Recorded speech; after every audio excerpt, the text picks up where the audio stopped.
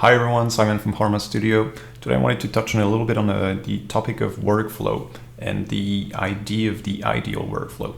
So basically we'll cover what is it something we should aspire to, and basically the idea of like, does it even exist? So yeah, let's have a look at this for today.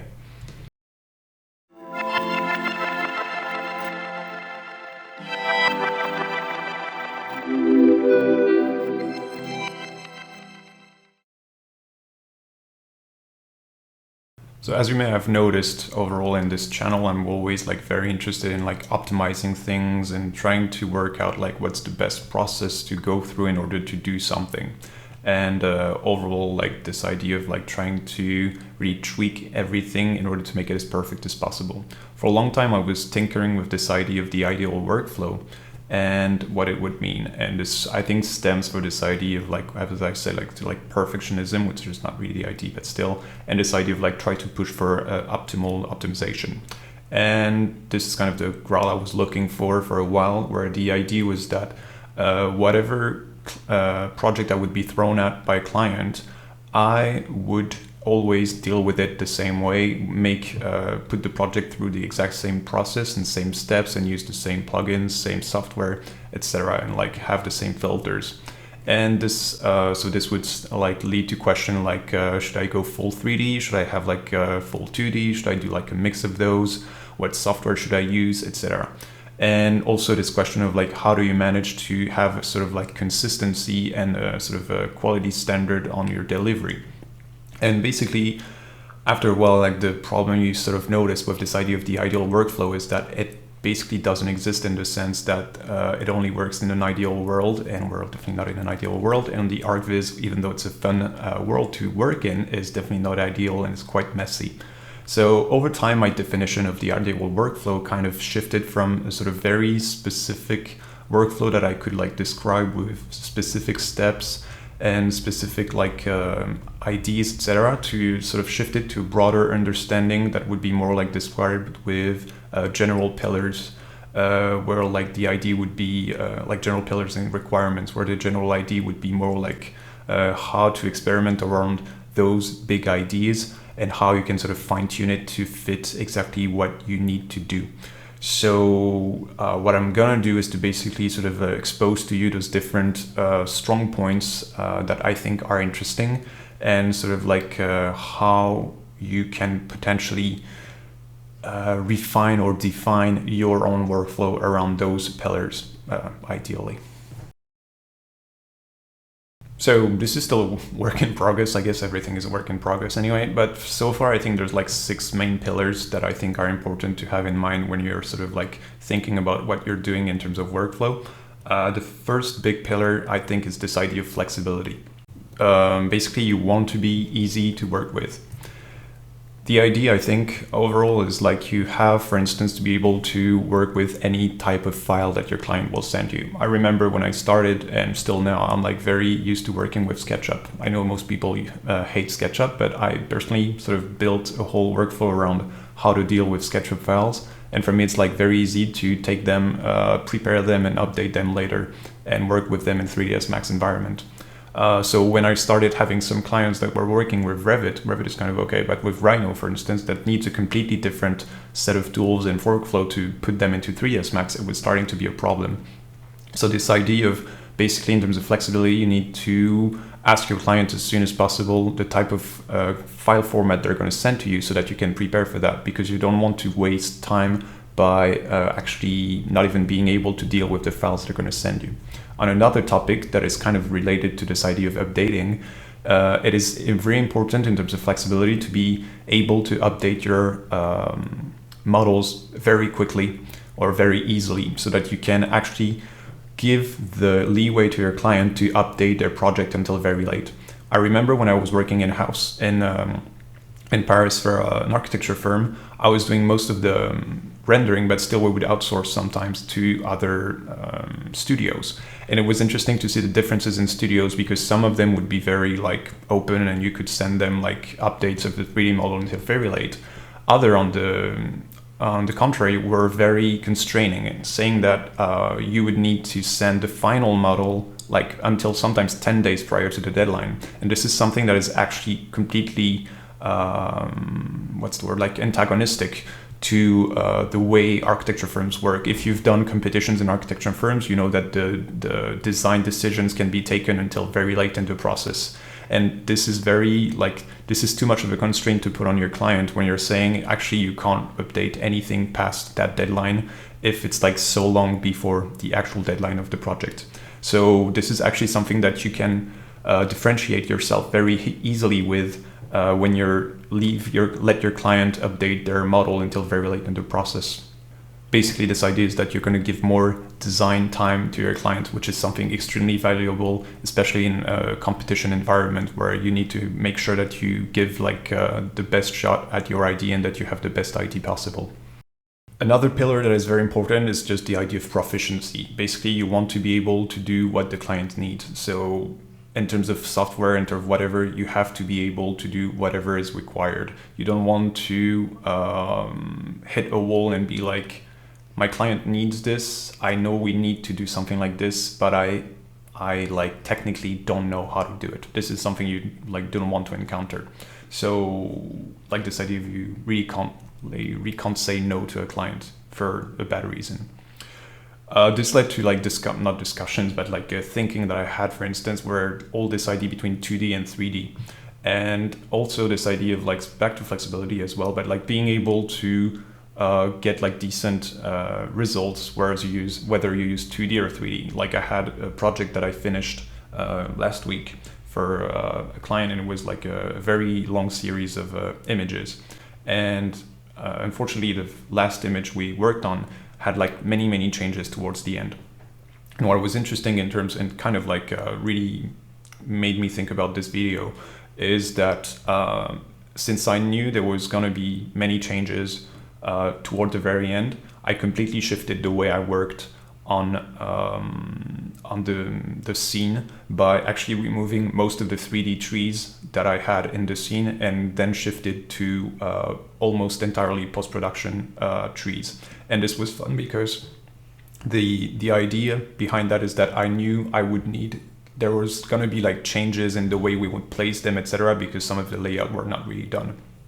And the idea behind that was that it's much easier to move a 2D tree in Photoshop than to move a 3D tree in 3ds Max and then re-render. And since we literally had about 4 or 5 hours in front of us, the idea of re-rendering and going back to 3ds Max was completely out of the question.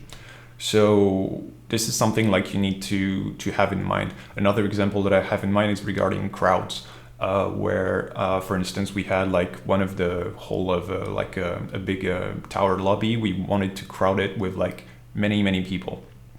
And the thing is that I knew by default that I would need to do that in 3D, because doing it in 2D would be way too time consuming and potentially actually not even making the result I want. So you have to know what are the tools you need to do the effect you want, and to still keep it flexible enough so that you can still deliver different results if you need. Another big thing that is important in terms of pillar is this idea of time efficiency. You want to deliver quickly and basically over-deliver when possible. So this idea of you basically have to deliver as soon as you're done, or because it's not necessarily all the time that good, to at least be able to deliver whenever it's possible, to show that your client that you're able to reply or make amendment as fast as possible if required. You don't want also, on the contrary, to make things look too easy, in the sense that you don't want them to then ask for a few changes all the time. But this is more linked to how you lead the conversation with the client and organize your feedback session. You can be extremely efficient and still be very clear on what are the type of feedback you want, so that they don't ask for tiny things 10 times, but rather ask for proper things just once. And then you can do it very quickly if necessary, but still do it properly. Another thing that is, so basically this idea of optimizing your workflow, and the difference between, say, modeling a brick wall brick by brick, or using rate clone, or putting your vegetation tree after tree, or using forest back or stuff like that. Also, it is important, and this sort of links back to this library videos that I did on how you need to optimize your assets to sort of revisit and reuse them as fast and as efficiently as possible. Because I know that some people sort of like are really proud of saying, I modeled everything for that scene, etc. But the thing is that your client, and most of the time, is not paying you to model that chair. He or she doesn't care if the chair model you have in your scene has been modeled by you or by some random people. The thing is that they need that model in the scene. If you can get it in 5 seconds by downloading it off a website, it's actually better because you can work on other stuff. If you're spending 2 hours modeling it, the actual added value of that chair for the client is completely non-existent. It's more for like your ego. So this is something you have to really get straight. You can of course like spend time just modeling for fun and build your own library. This is of course very nice. The thing is, you shouldn't spend time doing stuff that you can do another way very like quickly, especially if the added value is almost non-existent for your client. Another pillar that is quite important and more like technical or purely physical in a way is this idea of brute force power, and like basically the idea that you don't want your workstation to be the bottleneck in your workflow. Raw power is the most easily addressable problem or issue in a workflow, because basically if you lack RAM, you can just buy some. If you lack GPU or CPU power, you can just buy new gear. If you're lacking like real estate, like screen real estate, you can just buy an additional screen or buy like a new super wide screen or whatever. Or if you need like more power than what you have, you can also buy like cloud credits and send your project to the cloud or stuff like that. So basically what you need to make sure is that the potential bottleneck is in your workflow is more on your side than on the gear side, because this one is really the most easily changeable. And you also basically need to make sure that you have the workstation or workstations that come with basically how you work and how much work or like workload you have. Another important thing I think, or in terms of pillar, that comes back to this sort of flexibility and time efficiency, etc., is this idea of multitasking. You basically want to be able to work on several commissions at the same time. On a purely economical point of view, this is very important to be able to deal with several projects at the same time so that you can basically maximize the amount of money you can make, even though you can also go the other way and just charge way higher and focus on only one project at a time. This is completely up to you, but still I think multitasking is quite important, even if you don't do it actually on several projects, but on actually other stuff.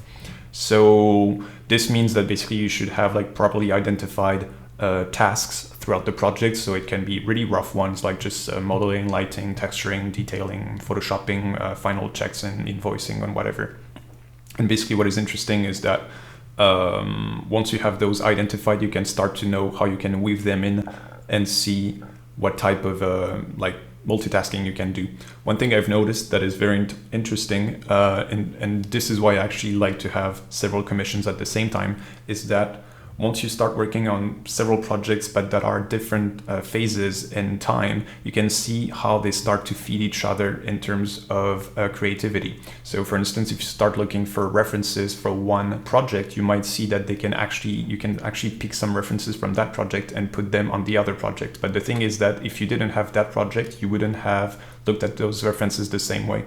So there's this type of really interesting creation that happens when you start dealing with different projects at the same time. So this is something I've found very valuable. And this actually happens only if your workflow is optimized enough so that you actually have time, like proper time for research. If your research time, finding references, actually exploring the project, etc., is down to like 5 minutes instead of the several hours it should take, you won't be able to do this type of like cross merging or whatever the word is of the several projects that you have, because you actually don't even dedicate the time that is required for that. So another thing also in terms of multitasking, just to sort of make it possible, and it sort of like ties back to this idea of brute force, is that I rely personally a lot on Chaos Group Cloud Service. So basically every time I'll be working on a project, once I'm on like a 3D and I need to render it, instead of rendering it and having like completely stay idle because my computer is not usable anymore, I will send them to the cloud, and that way I can actually keep on working on something else. So this is something that is interesting because it completely takes away the potential dead time that you would have in your day because you're waiting on your renderings. So instead I can just send it out, and maybe I will work on another project, maybe I will work on a video like this, maybe I will just like do some research or read or whatever. But the thing is that it is quite different, and the time is usually much lower or shorter than it would be on rendering locally. The last item or pillar that I think is important is this idea of the consistency in the overall style and the sort of quality standards that you have. Basically, you want all your images to meet your own quality standard. This is something you really have to keep in mind, is that however the way you're working, this is what I was saying in the introduction, is that you need to find different ways of doing the same result, but you have to make sure that the final result sort of like sticks to your actual style and sort of sticks to the actual quality standard that you usually have. So basically the idea is that the problem I'd say is that you professionally can't deliver images that are not up to the portfolio quality that you have on your website, for instance. If you have like an amazing portfolio and your clients come to you and they ask for like very specific things and you actually couldn't do them properly, and then in the end the final image is really crap compared to what you should do or like what you usually do, this is kind of a big problem. It means you need to address your workflow in the sense that you have to find a way to do what the client asks that sort of fits your workflow, or you need to change the workflow in order to actually be able to do that type of new tasks, basically. In order to have this sort of consistency, I think the thing you need to know and sort of like to simplify this idea is to have a sort of more meta knowledge of your own style, in the sense that what you want is to look at your images, understand what it is that makes your images your images. So maybe it's like a technical aspect, maybe it's more like lighting or details or the way you put people in it or whatever. I don't know. It really depends on people. It's like what we call style, I guess. And basically what you want is to be able to identify what are the main, like the overall hierarchy of your images, and understand what is it that make them so like bespoke and so specific to your style.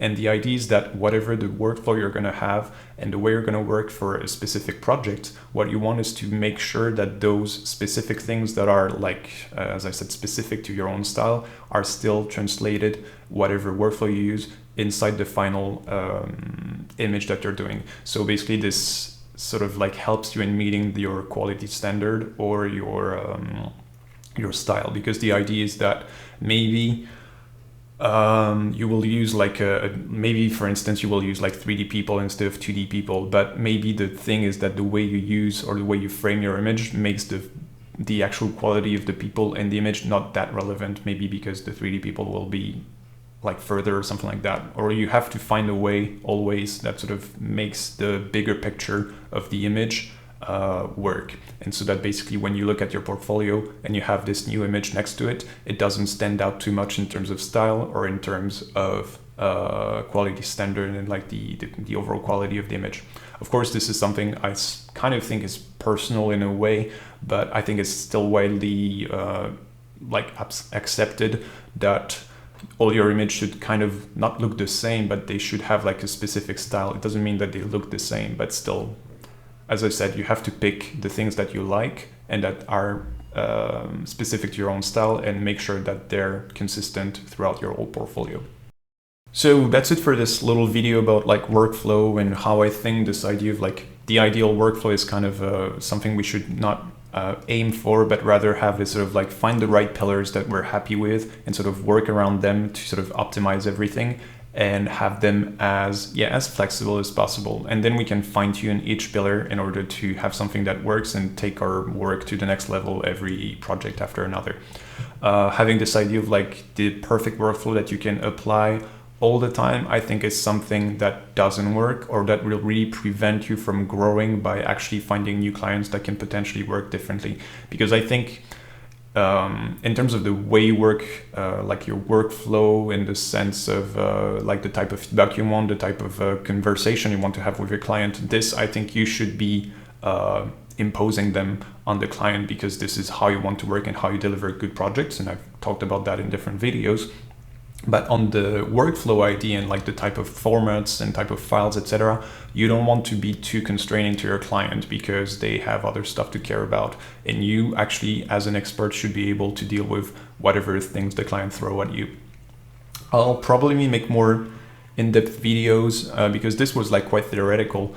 Maybe at some point I'll try to make something that is a bit more practical by sort of like addressing each of those pillars and try to make like more like practical ideas of like how would I deal with this type of project and what type of software would I use, etc.